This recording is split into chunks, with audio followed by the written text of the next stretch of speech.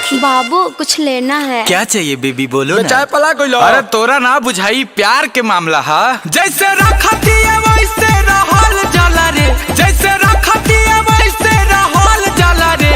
दुधारू गाय के लातो सहल जाला रे, दुधारू गाय के लातो सहल जाला रे, दुधारू गाय के लातो सहल जाला रे। सब तोरा बगल के माल लेके चल जाई जखम देके, सब तोरा बगल के माल लेके चल जाई जखम देके। अरे गुस्सा जी सब मत बोला सन।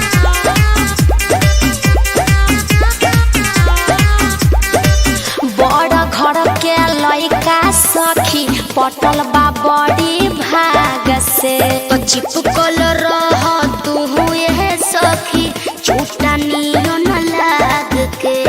काय है भैया गुड़ावे।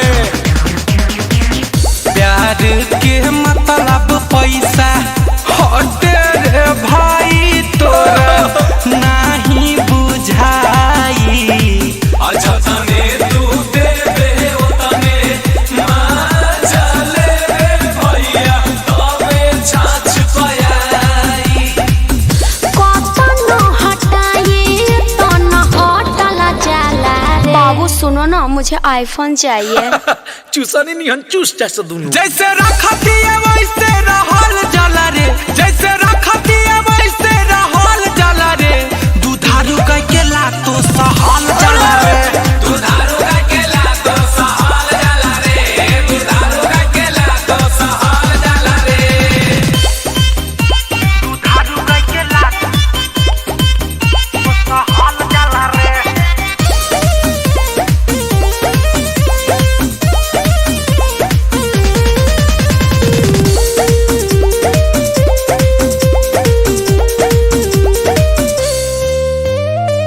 फॉर्च्यूनर से तो रोल भरवा सौखी दिन रात घूमता।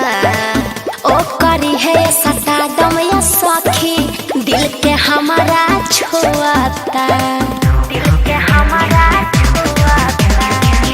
गुंजन अखिलेश सब घटिया के पानी बबुआ पियले बाड़े। ये कहीं को नहीं दसको फाटल दिल के ही हो सियले बाड़े। अरे गाड़ी मोहब्बत के झंडा या सही डटल जाला रे। लाल किला हका भैया के दिल। जानू तुम कितने अच्छे हो। जैसे रखती है वैसे रहल जाला रे, जैसे रखती है वैसे रहल जाला रे। दुधारू गाय के लातो सहल जाला रे, दुधारू गाय के लातो सहल जाला रे, दुधारू गाय के लातो सहल जाला रे। presented by Adi Shakti Films.